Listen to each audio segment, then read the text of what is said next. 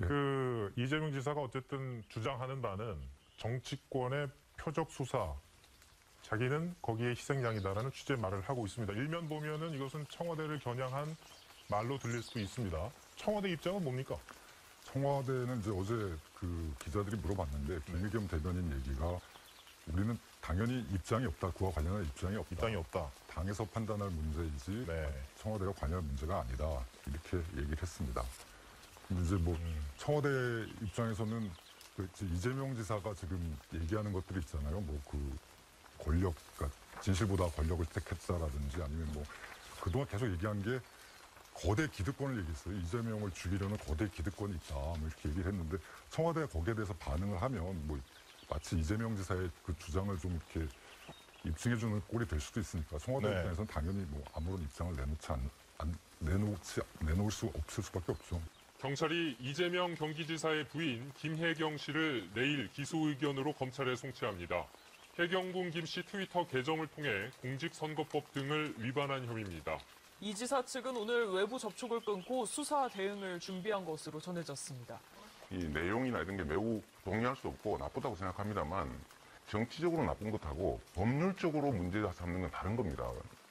어제 경찰 수사를 지록 위반하며 강도 높게 비난했던 이 지사는 오늘은 몇 건의 도전 관련 글과 짧은 설문조사만 SNS에 올렸습니다. 트위터에 공유한 사진을 직접 올리지 않고 캡처해 카카오 스토리에 올린 것이 계정주가 동일인이라는 증거가 되는지를 묻는 설문이었습니다. 외부 접촉을 자제한 채 경찰 수사 대응을 준비하는 데 집중한 것으로 보입니다. 경찰 수사의 핵심은 공직선거법상 허위사실 유포 혐의, 경기지사 후보 당내 경선 당시 전해철 후보가 자유사실 유포 혐의, 경기지사 후보 당내 경선 당시 전해철 후보가 자유한국당과 손을 잡았다는 글을 정말 김혜경 씨가 썼는지가 관건입니다. 김 씨가 유죄를 인정받아 300만 원 이상 벌금형을 받으면 당선 무효가 돼 이 지사에겐 치명타가 됩니다. 공직선거법 위반 혐의 공소시효 만료는 다음 달 13일. 이 지사 측은 직접 증거는 하나도 없다며 무혐의를 입증하겠다고 밝혔습니다. 경찰과 이재명 지사, 양측의 치열한 공방 속에 가장 큰 호응을 얻은 누리꾼 의견은 직접 확인해보라는 것이었습니다. 트위터 본사가 해외에 있어 강제 수사가 어려우면 억울하다는 김혜경 씨가 직접 계정이 본인 것인지 확인을 요청하면 되지 않냐는 겁니다. 이런 입장을 KBS가 김 씨 측에 물어봤습니다. 본인이 아닌데 어떻게 로그 기록을 봤나요? 남의 로그 기록을 어떻게 봤습니까?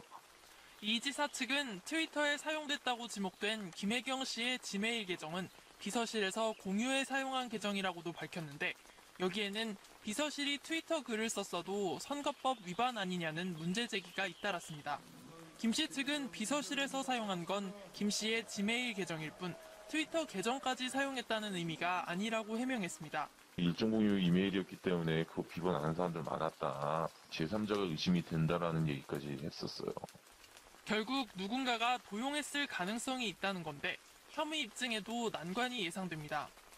트위터 계정이 김혜경 씨 것이라는 것뿐 아니라 글쓴이가 김 씨라는 것도 입증해야 하기 때문입니다. 관건은 김 씨의 휴대전화 기기 분석이라는 게 수사 전문가들의 의견. 그러나 김 씨 측은 지난 4월 트위터 의혹이 제기됐을 때 악성 문자가 많이 와 전화기를 바꿨다고 경찰에 밝힌 것으로 전해졌습니다.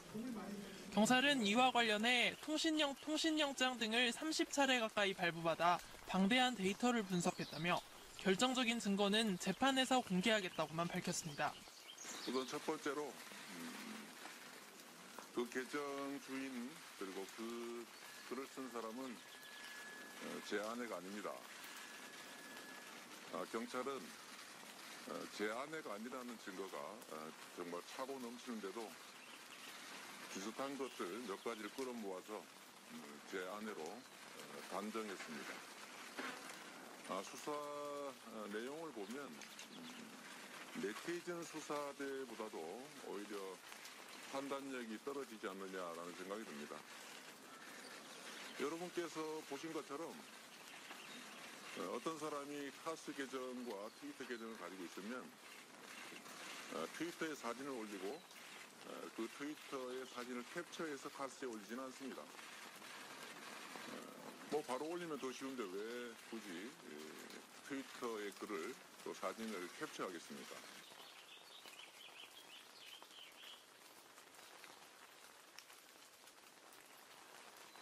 이거는 경찰이 스모킹건이다 라고 말하지만 사실은 그 계정이 제 아내가 아니라는 증거에 해당됩니다. 차고 넘치는 증거 중에서 이미 목표를 정하고 그게 이재명의 아내다라는데 맞췄다는 생각을 지울 수가 없습니다. 진실보다는 권력을 선택했다. 그런 생각이 듭니다. 국가 권력 행사는 공정함이 생명입니다.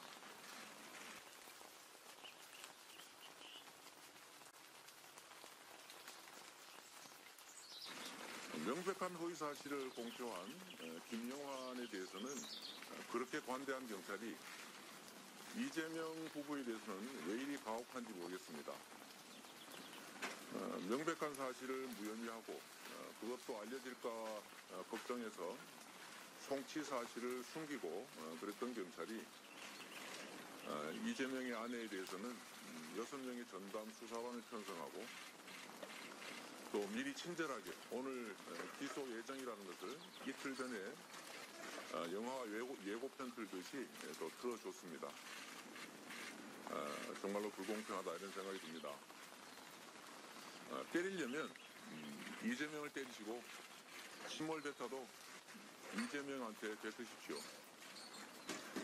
죄 없는 무고한 제 아내, 가족들 이 싸움에 끌어들이지 않았으면 좋겠습니다.